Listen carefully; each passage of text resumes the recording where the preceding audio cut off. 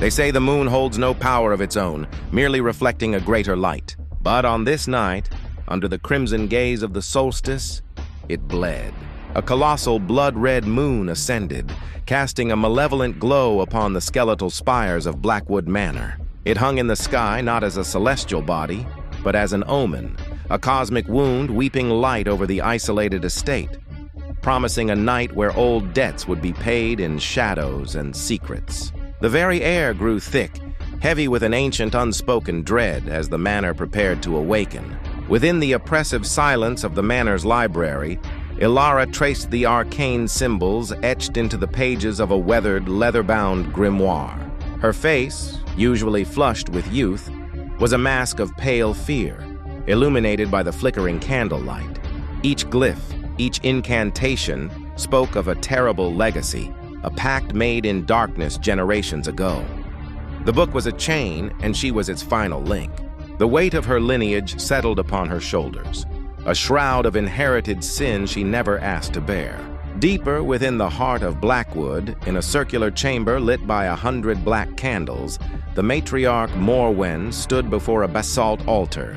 Her arms were raised, her silhouette a stark figure against the crimson light pouring through the stained glass ceiling. Shadows writhed around her, not cast by the flames but born of them, coiling and twisting like spectral serpents. She was a conduit, embracing the blood moon's unholy power, her voice a low chant that resonated with the very stones of the manor, calling forth the darkness her family had long served.